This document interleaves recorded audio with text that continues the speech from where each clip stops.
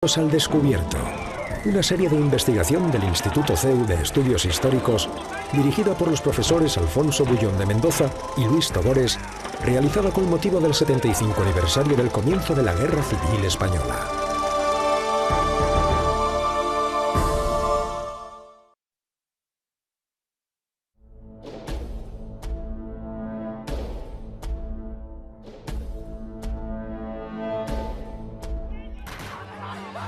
El 14 de agosto de 1936, los soldados del teniente coronel Yagüe tomaban al asalto las murallas de Badajoz en su avance sobre Madrid. La batalla por la ciudad y la represión que siguió a la entrada de los legionarios irregulares se convirtió en una noticia de importancia internacional. Se han escrito ríos de tinta sobre estos combates y sus consecuencias, pero 75 años después, los españoles seguimos debatiendo sobre lo que realmente ocurrió.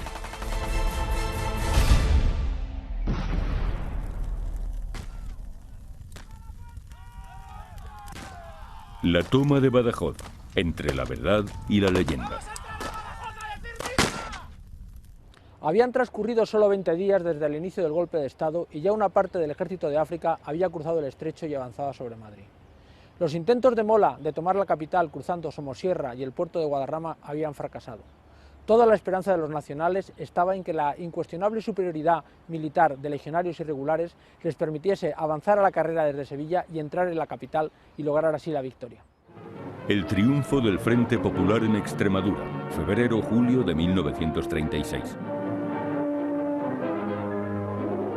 La situación en Extremadura en febrero de 1936 era extraordinariamente violenta. En un mitin pronunciado en el Teatro Menacho de Badajoz, al que asistía el gobernador civil, el diputado socialista Nicolás de Pablos anunció el exterminio de las derechas, una propuesta que era defendida por Largo Caballero, Margarita Nelken y otros muchos líderes del Frente Popular de manera pública y reiterada desde comienzos de año. En las semanas previas existía un ambiente casi revolucionario, una revolución latente. ¿Por qué? Porque desde que se produjo la victoria del Frente Popular en España y sobre todo en Extremadura, en la que existía una fuerte organización socialista y también anarquista y en menor medida comunista, intentaron llevar a cabo sus principios revolucionarios. Esto significaba que el orden público en los pueblos de la provincia, y también es un fenómeno que se da en otras provincias y en el resto de España, cualquier elemento que se consideraba de la oposición pues podía ser atacado y atacado impunemente, es decir, pues podía ser agredido, pero los agresores no eran detenidos porque existía una complicidad con las autoridades que permitía que se produjeran esas agresiones. Las milicias obreras hacían instrucción, desfilando por los pueblos, gritando UHP, creando un ambiente de terror entre sus enemigos políticos. Existía una clara connivencia entre los que se autollamaban guardias rojos y las nuevas autoridades republicanas del Frente Popular. En marzo del 36 se produce unos asaltos de fincas, unos asaltos que una parte de la historiografía ha dicho que era espontáneo, pero no, existen unas instrucciones previas, una semana antes, que se mandaron a todas las casas del pueblo. Esta era la situación antes del comienzo del golpe militar, lo que obligó al expresidente de la República, Niceto Alcalá Zamora, a pedir al gobierno que tomase medidas para mantener el orden ante el giro revolucionario que estaban tomando los acontecimientos. En este estado de cosas se produjo la rebelión militar del 18 de julio, un golpe de Estado que se venía preparando desde hacía varios meses y que tuvo como detonante inmediato el asesinato por militantes socialistas estrechamente vinculados al gobierno y por miembros de las fuerzas de seguridad del Estado del jefe de la oposición monárquica, José Calvo Sotelo.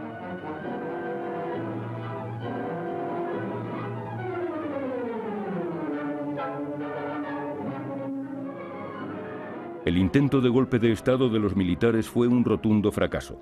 La situación rápidamente degeneró en una larga guerra civil.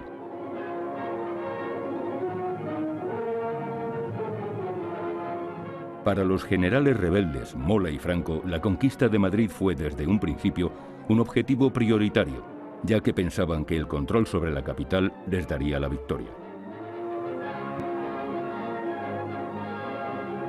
Una vez que fracasó el golpe, resultaba urgente conquistar Madrid para poner fin a la guerra.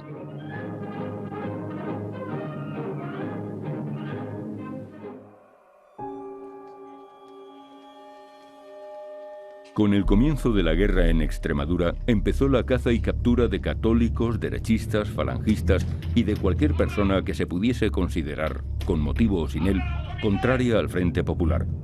Comenzaba así una larga lista de asesinatos de españoles de toda edad, sexo y condición social.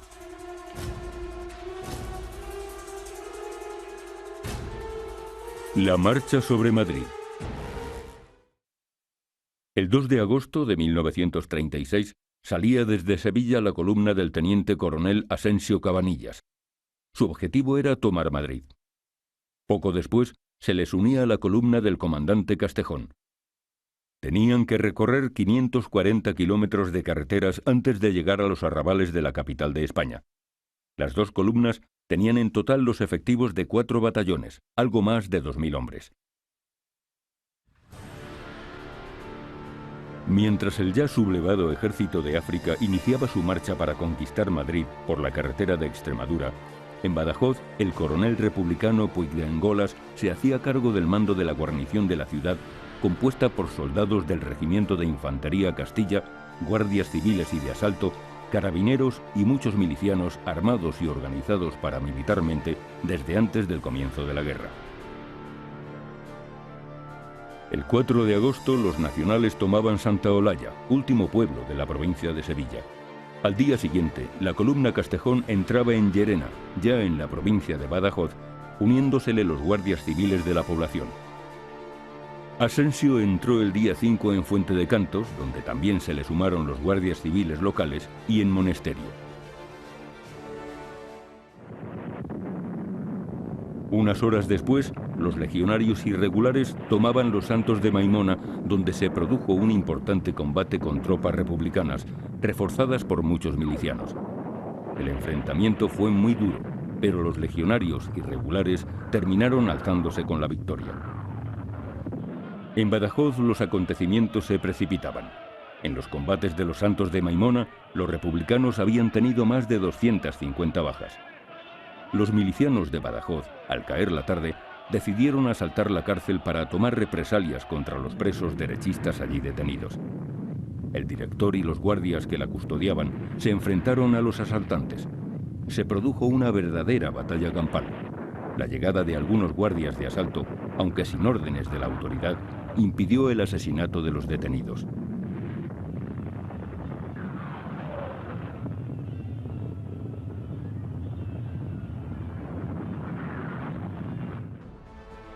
La situación en Badajoz era explosiva. A las 3:20 del 6 de agosto, la Guardia Civil y la Guardia de Asalto se sublevaron. Nada más conocerse las noticias, soldados del Castilla y muchos milicianos se lanzaron al asalto de la comandancia, liderados por el propio coronel Puigdengolas. Los guardias fueron obligados a rendirse. Están a punto de ser linchados por la multitud, para finalmente ser encarcelados en el cuartel de San Agustín y en el hospital militar. Paralelamente, en la ciudad se produce el asesinato de varias personas acusadas de ser enemigos de la República, entre ellos algunos curas, falangistas, militares y guardias civiles retirados, como el sargento Antonio Bravo y el capitán Justo Pérez Almendros, o el guardia de 60 años Pedro Rocha. En total son 11 los asesinados.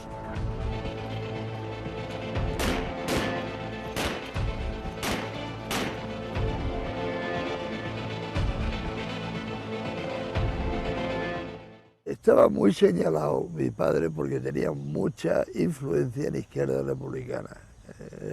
Él era, de los capitostes de la izquierda republicana. Y hasta el punto de que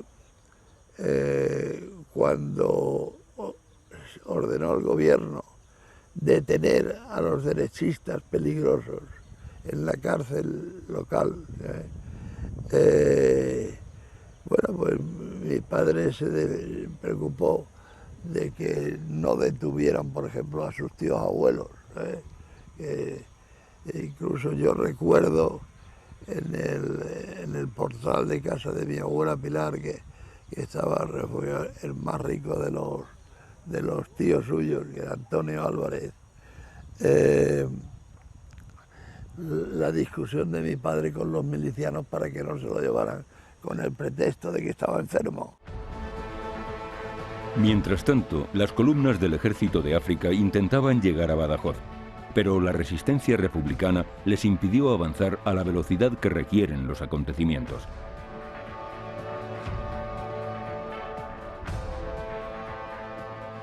El día 7 la columna Asensio entra en Villafranca de los Barros y Almendralejo, donde hay fuertes combates seguidos de una importante represión nacional. Zafra fue tomada el mismo día 7 por las tropas de Castejón. A mediodía del 11, los nacionales entraban en Mérida. La represión nacional ya ha causado en estas fechas varios cientos de muertos.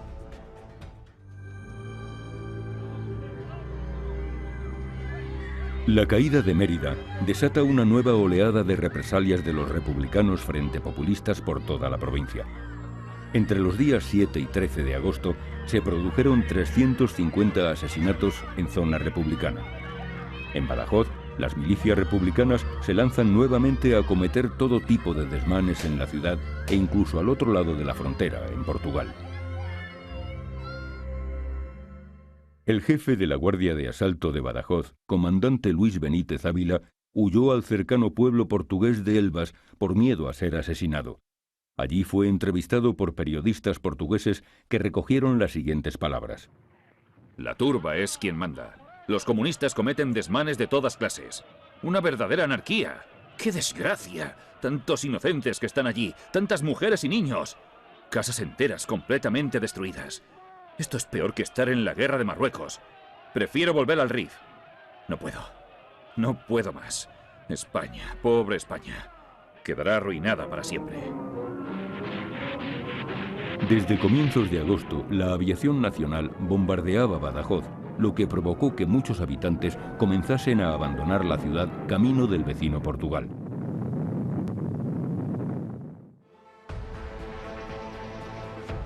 Corrección, portero 1. Corrección. 20 grados norte. ¡Listo! El 13 llegan las tropas de Yagüe ante las murallas de la ciudad. La artillería nacional tomó posiciones en la altura de Cerro Gordo, a pocos kilómetros de las murallas, comenzando a disparar sobre ellas.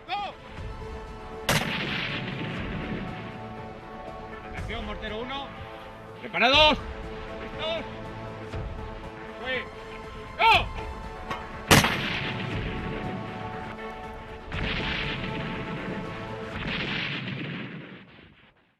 En estas fechas, Badajoz tenía unos 45.000 habitantes, de los que eran hombres de todas las edades unos 22.000. La población huye en masa de la ciudad ante el temor a la llegada de los legionarios irregulares. Es una riada constante aprovechada por los milicianos para lanzarse al saqueo de las viviendas abandonadas. Yagüe ordena el asalto a las murallas de Badajoz.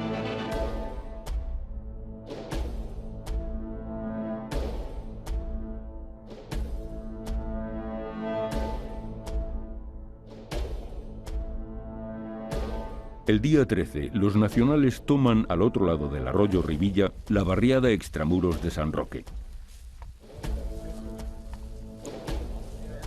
¡Alto!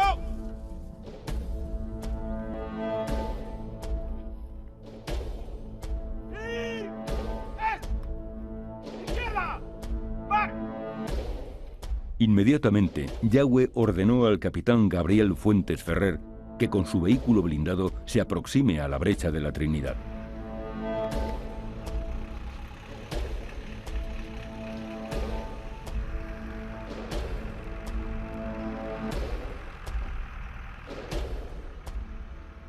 La víspera de nuestra entrada en Badajoz, avancé con los vehículos de asalto en dirección a Puerta de Trinidad. Cuando estábamos bastante próximos de aquel baluarte, Salieron de las murallas un teniente y 4 o 5 soldados desarmados con bandera blanca que agitaban los brazos en señal de rendición. En vista de esta actitud, salí del vehículo juntamente con 2 guardias.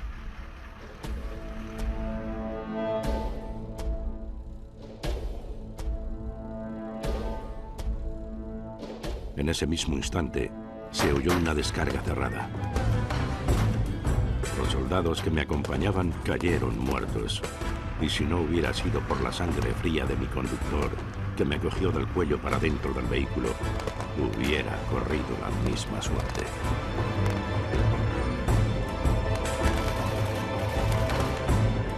Este suceso provocó el inicio del combate. A las 9 de la noche del 13, las tropas moras de Castejón lograron entrar en el cuartel de Menacho, logrando hacerse con el control de todo el recinto a las 11. Después de un durísimo combate, y a pesar de ser tiroteados desde el cercano cuartel de la Bomba, situado a unos 200 metros, que estaba construido en uno de los baluartes de las murallas de la ciudad. ¡Fue! ¡Go!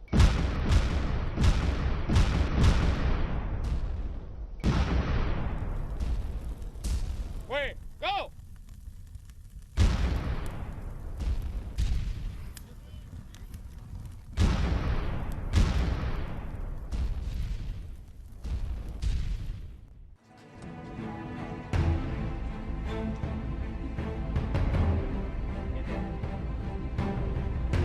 A primeras horas de la mañana, los militares defensores del cuartel de la Bomba desertan y se pasan a los rebeldes, permitiendo la entrada a los hombres de Castejón. Los pocos milicianos que intentaron defender los muros del cuartel de la Bomba murieron con las armas en la mano o fueron fusilados nada más rendirse.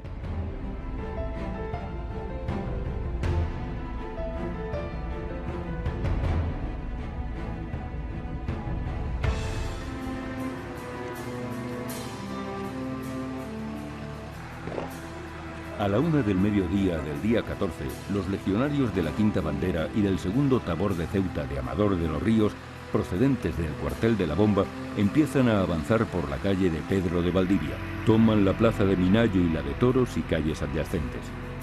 Van combatiendo para poder llegar al centro de la ciudad, a la catedral en la Plaza de España. Puigdengolas, jefe republicano de la guarnición de la ciudad, huye a Portugal por la Puerta de Palmas, acompañado del comandante Bertomeo Bisquert y del capitán Guillermo de Miguel.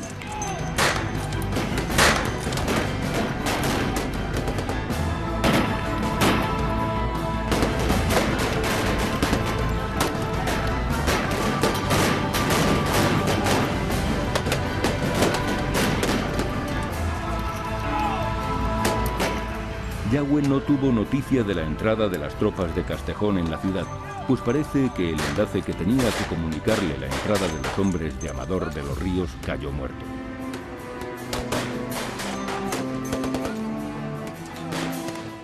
A última hora de la mañana del día 14, Yagüe ordenó a la Cuarta Bandera de la Legión y al segundo Tabor de Regulares de Tetuán que se lanzaran al ataque contra las murallas de Badajoz.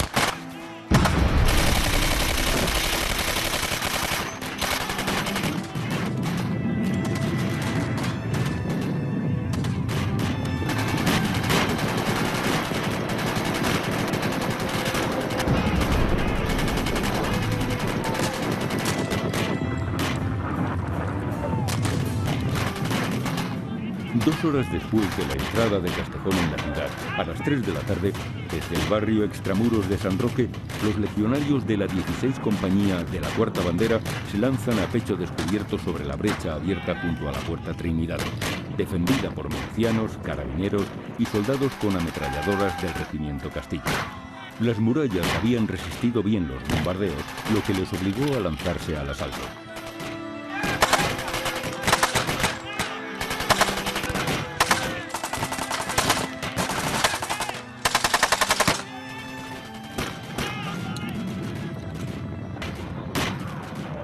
El capitán Rafael González y Pérez Caballero se lanzó al ataque con sus legionarios con las bayonetas caladas, avanzando a golpe de granada de mano. Los legionarios cantaban sus himnos a voz en grito sin dejar de avanzar, a pesar de que el fuego enemigo los abatía como bolas. Pérez Caballero, herido 3 veces, reunió al puñado de legionarios que aún se sostenían en pie y desde un terraplén a 100 metros de las barricadas enemigas se lanzó a un último asalto.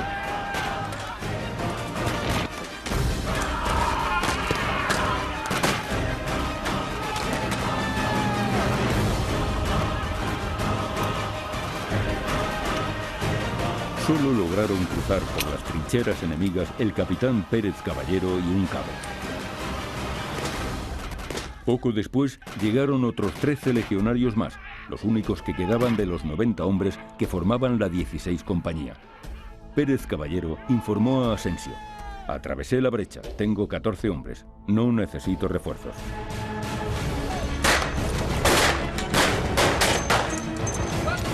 Los supervivientes de la 16 compañía entraron en la ciudad. Avanzaban siendo hostigados por pequeños grupos de fugitivos que les disparaban desde las esquinas y sufriendo el fuego de fusilería que les hacían desde la torre de la catedral.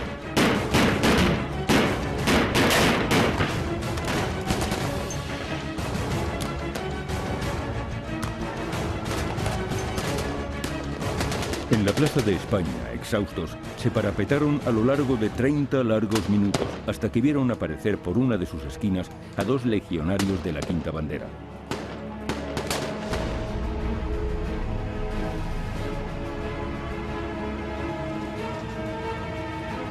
Simultáneamente, el segundo tabor de Tetuán del comandante Serrano Montaner había entrado en Badajoz por la puerta de Carros y la puerta Almohade semienterrada de la Alcazaba. Liberaron a los 194 guardias civiles y 60 guardias de asalto presos, junto a varios oficiales y numerosos derechistas detenidos en la prisión provincial y en el cuartel de San Agustín, que seguían vivos gracias a estar protegidos por oficiales y soldados del Castilla que habían desertado para protegerlos. A la victoria de los asaltantes contribuyó el que hubiese entre los defensores de Badajoz, entre los oficiales y soldados del regimiento Castilla, muchos partidarios de los sublevados.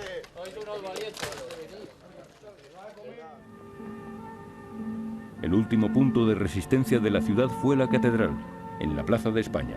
Un numeroso grupo de milicianos armados con una ametralladora disparaba desde la torre.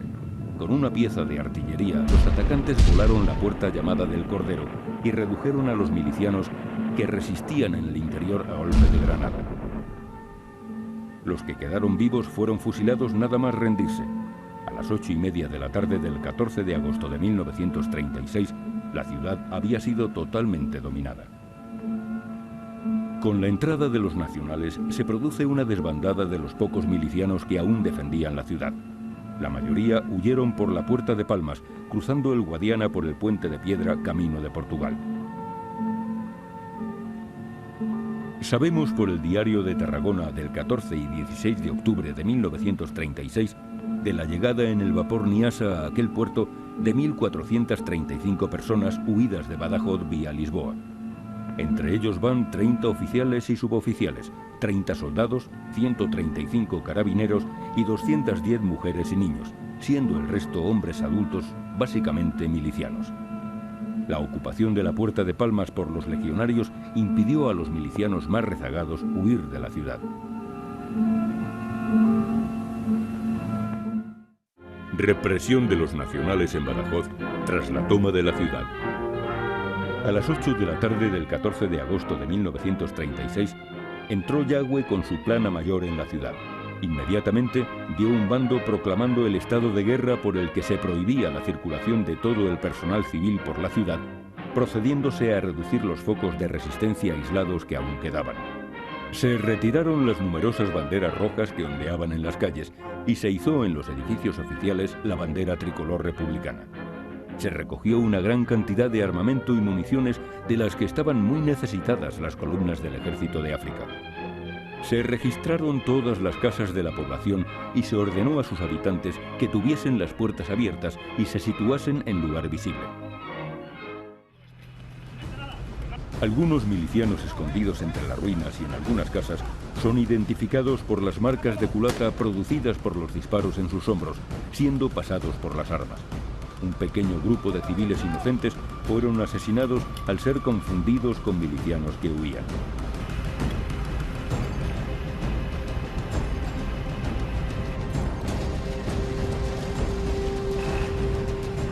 En el interior de la ciudad se hicieron pocos prisioneros. Los detenidos fueron llevados a la Plaza de España, frente al ayuntamiento, donde se fusilaron 70 milicianos. A otros presos los concentraron en el cuartel de la Bomba y en la Plaza de Toros.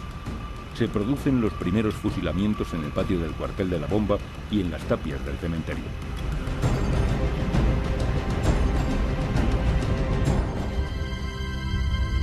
La represión pronto pasó de los militares a manos de los falangistas, guardias civiles y derechistas de la ciudad. El ejército de África no podía frenar su avance.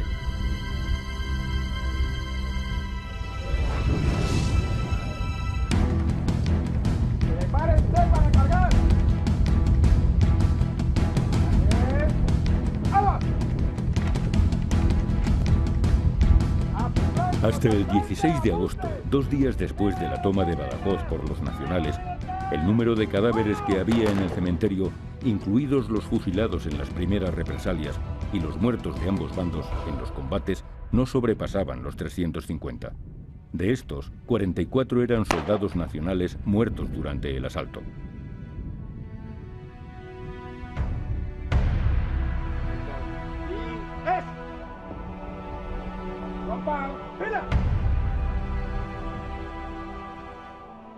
El operador de cámara francés, René Brut, filmó varias imágenes el día 18 de agosto en el cementerio.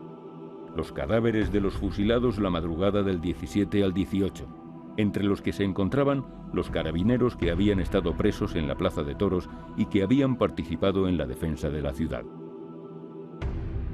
Contra el muro, los insurgentes alinearon a sus víctimas. Yo conté 80 muertos. Esto significa que muchos sospechosos habían sido fusilados a la vez. Dentro del cementerio me di cuenta entonces de que 100 cadáveres amontonados iban a ser quemados de un momento a otro. René Brut consigue un salvoconducto de la Alta Comisaría de España en Marruecos, que estaba en poder de los alzados, para poder trabajar en la España nacional. Entonces, el día 16 de agosto del 36, él está en Sevilla, como todos los corresponsales, y el día 17 toma imágenes, pues bueno, de la vida cotidiana de la ciudad. Badajoz había sido ocupada 3 días antes, es decir, él llega allá 3 días después de haberse ocupado la ciudad por el general Yagüe. El Yagüe ya no estaba aquí en Badajoz, ya se había ido, pero él capta ese día 17 la escena cotidiana de la plaza, es decir, pues se ve soldados, se ve legionarios, se ve niños, se ve ciudadanos que llevan en el brazo una señal blanca, que eran los que podían circular en esos días porque tenían garantía de que eran personas de orden. Y ese día 17 él tiene ya noticias de que en el cementerio pues había fusilados y que estaban siendo incinerados. La mañana del 18 de agosto, René Brut y el corresponsal del Intransigent, un periódico de París, lograron burlar a su escolta y fueron a visitar el cementerio de Badajoz. Allí vieron varios centenares de cuerpos calcinados, junto a otros a la espera de ser incinerados, entre los que estaban los carabineros fusilados esa misma madrugada. René Brut capta varios planos de los cuerpos. Hay que decir que no están humeantes, es decir, que llevan varios días sin humear, los que estaban calcinados. Varios planos también de los que estaban sin calcinar y varias secuencias de los carabineros que habían sido fusilados en esa madrugada. Entonces, pues se puede distinguir perfectamente el uniforme de carabinero y se puede distinguir la gorra de carabinero y la insignia. Las cifras que los historiadores han dado inicialmente por buenas sobre la cantidad de muertos en combate y represaliados en agosto de 1936 son las aportadas por la veintena de corresponsales extranjeros que visitaron Badajoz nada más entrar los soldados de Yagüe en la ciudad y que nos han dejado varias crónicas sobre estos sucesos. En la actualidad, una vez consultadas nuevas y abundantes fuentes en diversos archivos, sabemos que en muchos casos estaban equivocadas en sus apreciaciones.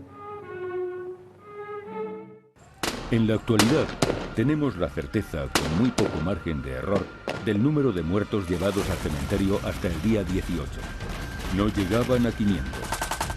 Esta cifra incluye el número total de fallecidos de ambos bandos en los combates y por la represión de los nacionales de los días 14, 15, 16, 17 y 18 de agosto. La mitad de estos muertos fueron causados por los fusilamientos de los nacionales entre los partidarios del Frente Popular de la ciudad. También sabemos, por el propio coronel republicano Puigdengolas, que el total de defensores que había en Badajoz el 12 de agosto era de 275 milicianos armados, 200 carabineros y aproximadamente 100 soldados de infantería, más un número indeterminado de milicianos armados con escopetas o sin armas, que fueron utilizados para labores auxiliares. La práctica totalidad de los soldados salvaron la vida, por una u otra vía, ya que se pasaron a los nacionales a la primera oportunidad. Los carabineros muertos en combate o fusilados fueron unos 70, siendo la cifra más imprecisa la de los milicianos, pero que no debieron ser un número excesivo si tenemos en cuenta los más de 1000 hombres embarcados en el vapor Niasa. Los fusilados en total estos primeros días nos dan la trágica cifra de unos 250 hombres.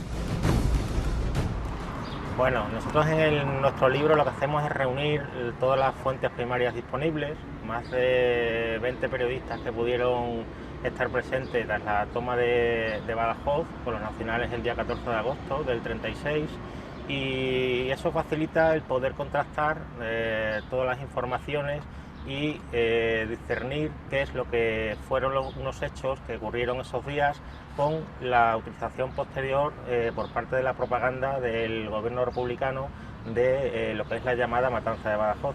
Nosotros en el estudio que hemos realizado podemos avanzar que los muertos habidos esos días 14, 15 y 16 en total, sumando los muertos en la batalla más la represión posterior, pueden llegar a unos 500. Estos muertos están enterrados en el cementerio de Badajoz. Bueno, en un primer momento, en la toma de Badajoz, pues bueno, ahí no se cogieron por parte de Legión prisioneros de guerra. Entonces, pues bueno, en esas primeras horas pues es difícil discernir quiénes son los muertos en combate con quiénes son los fusilados en plena calle. Y bueno, en los días posteriores sí es verdad que se fusiló a los que tuvieron partícipe en la defensa de la misma, principalmente a los carabineros que hicieron frente a las fuerzas del teniente coronel Yagüe. Los primeros fusilamientos que tenemos constancia son en la comandancia militar de Badajoz, que son unos 14 milicianos que aparecieron muertos y que fueron vistos por testigos, y después, unas 2 o 3 horas después de la entrada de las tropas, en la plaza del ayuntamiento, junto a la pared de la catedral, que fueron alrededor de 80 muertos el primer día. Después ya posteriormente, en los días posteriores, pues en los baluartes del cuartel de la Bomba también ciframos alrededor de 60, y en la plaza de toros alrededor también de 50-60.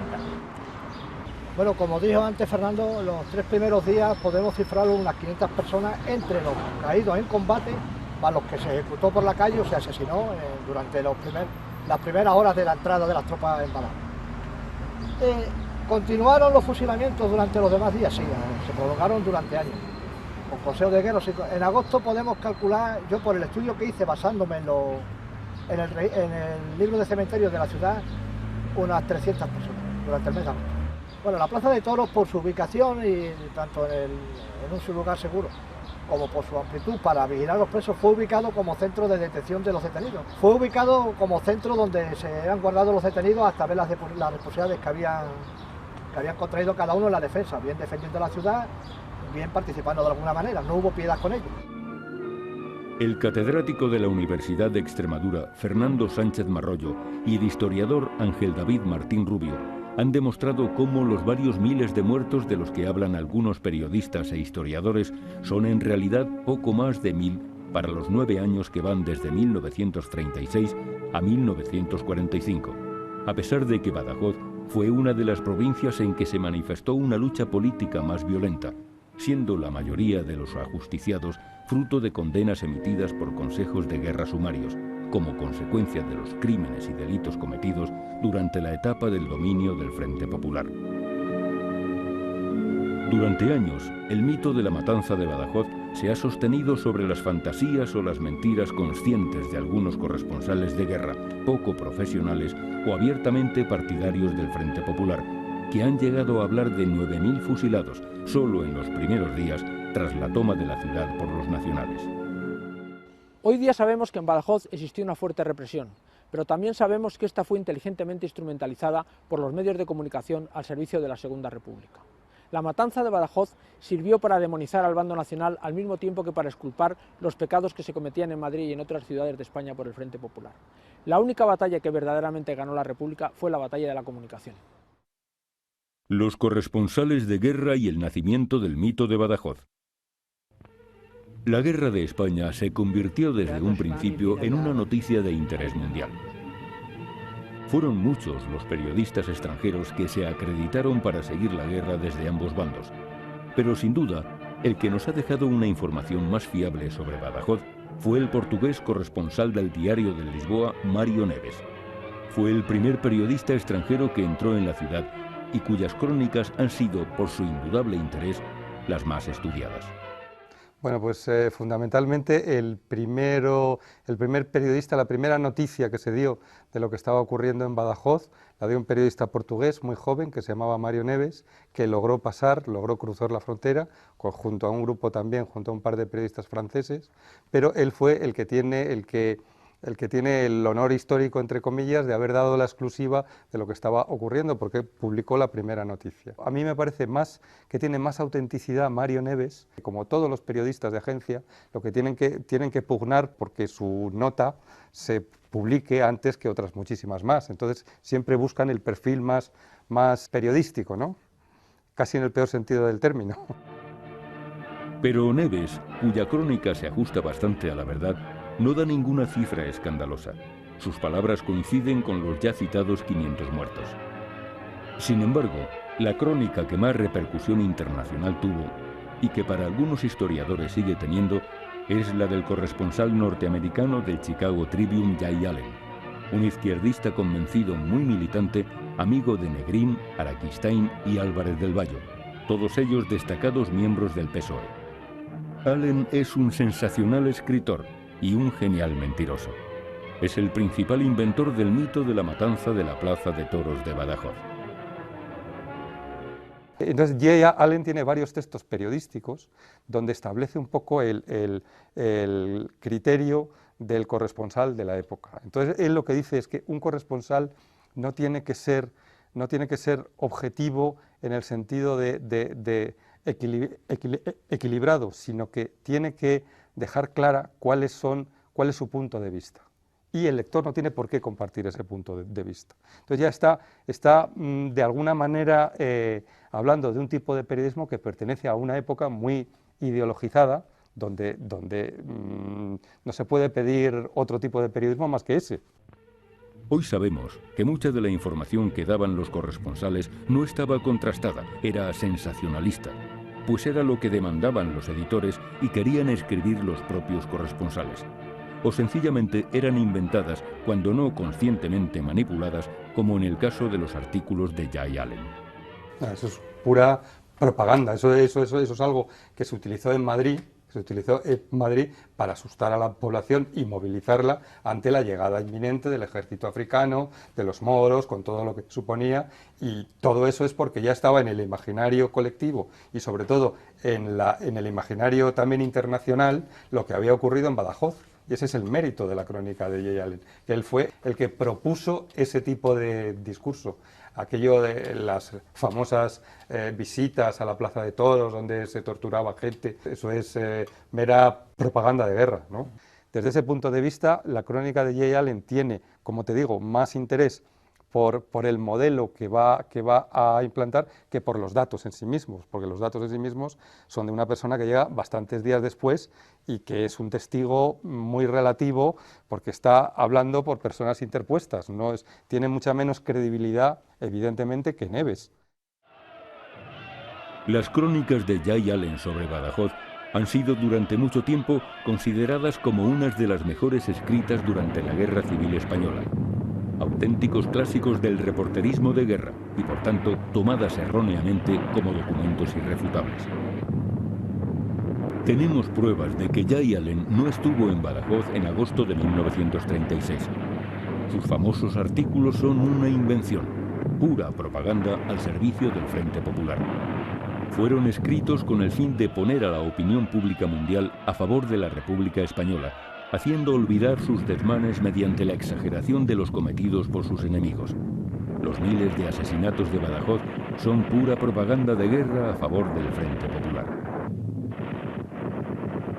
Jay Allen nunca estuvo en Badajoz, es un artículo que lo realiza en Tetuán, lo escribe en Tetuán, lo describimos perfectamente en el libro de dónde saca las fuentes y dónde se equivoca él a intentar ser un protagonista de unos hechos que no vio, y cómo en un principio pasó desapercibido este artículo dentro de lo que es en España, y cómo después cuando Jay Allen llega a Madrid en octubre hace ya un intento de difundir su artículo, y cómo se traduce ya en los diarios nacionales, y cómo partiendo de esa base pues se van difundiendo las diferentes versiones que hay sobre la matanza de Badajoz.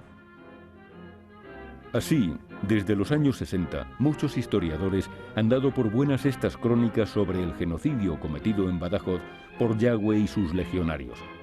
Se ha llegado a dar por cierto incluso la propaganda de guerra realizada por el propio gobierno de Largo Caballero en octubre de 1936, cuando los nacionales ya llegaban a Madrid para galvanizar la voluntad de resistencia de los madrileños, hablando de una falsa corrida con prisioneros en lugar de toros, a la que habían asistido venerables eclesiásticos, virtuosos frailes, monjas de blancas togas y mirada humilde.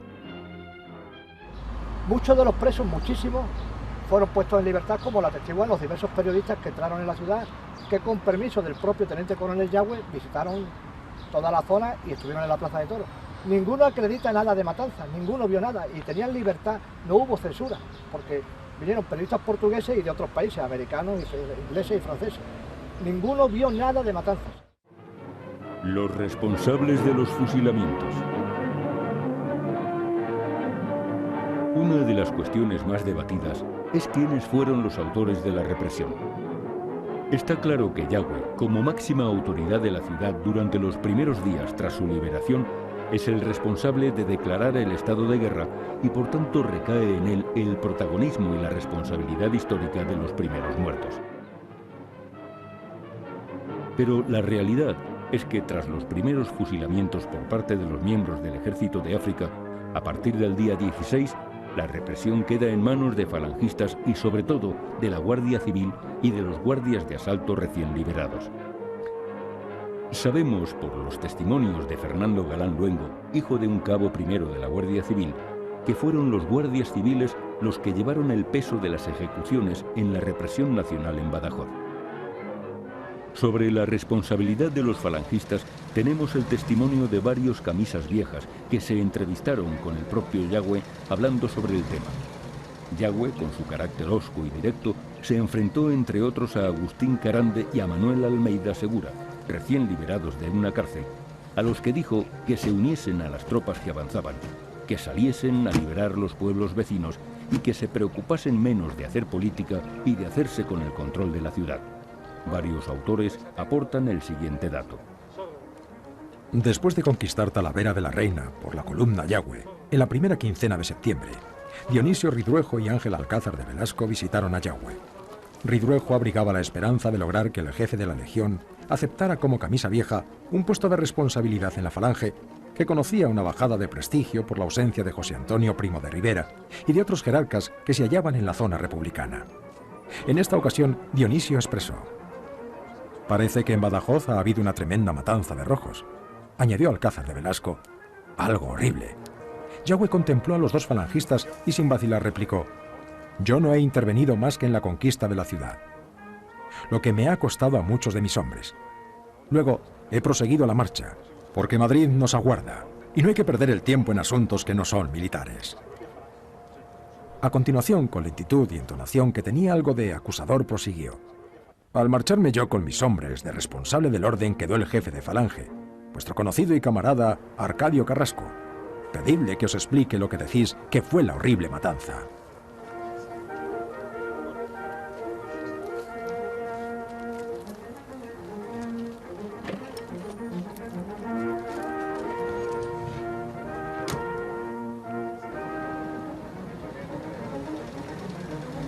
El periodista y diputado en las Cortes de la República por el PSOE, Julián Zugazagoitia, director del Socialista y ministro con Negrín, ha dejado escrito, gracias a los testimonios de varios huidos de la ciudad y del propio coronel Puigdengolas, lo siguiente. Dudo mucho, conociendo la posición política de Yagüe, que le alcancen responsabilidad en semejante carnicería humana.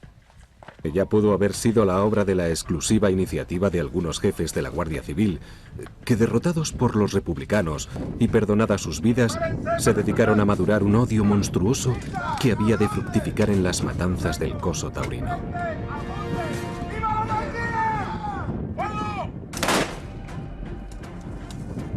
En la actualidad son muy pocos los testimonios que quedan de aquellos días. Contamos con un testimonio directo sobre uno de los casos de represión nacional más conocido, el de los hermanos Pla, miembros de Izquierda Republicana, militantes comprometidos y pertenecientes a una adinerada familia de Badajoz.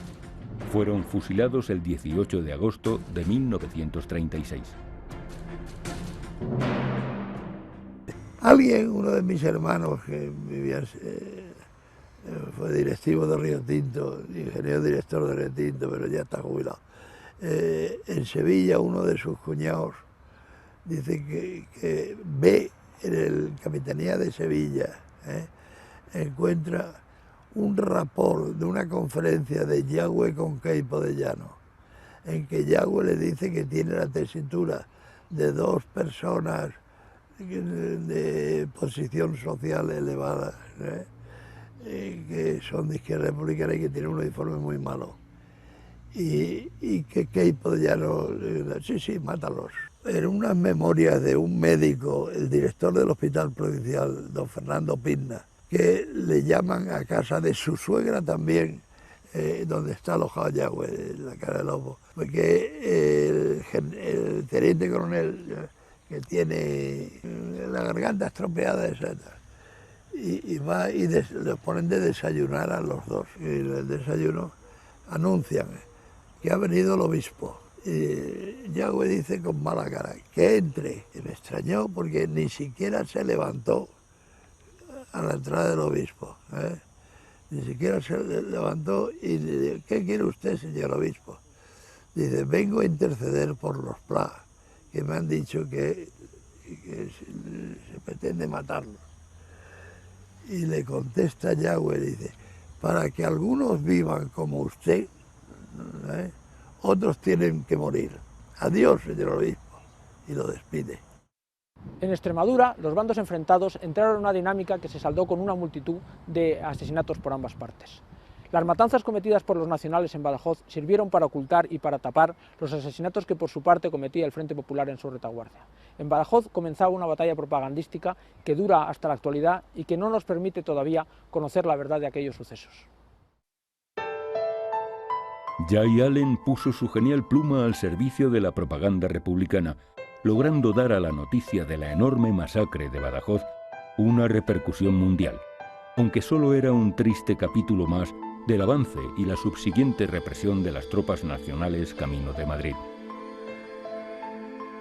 Siguiendo las crónicas de Allen, historiadores como Southworth, Herbert Maderius e incluso Paul Preston han convertido las exageraciones propagandísticas de Jay Allen en una verdad casi incuestionable. Una mentira que se repite 1000 veces se convierte en verdad. Lo cierto es que en Badajoz hubo la nada despreciable cifra de 500 muertos entre combatientes y represaliados, siendo menos de 400 los hombres fusilados por los nacionales al ser tomada la ciudad. Cualquier otra cifra que se baraje es radicalmente falsa.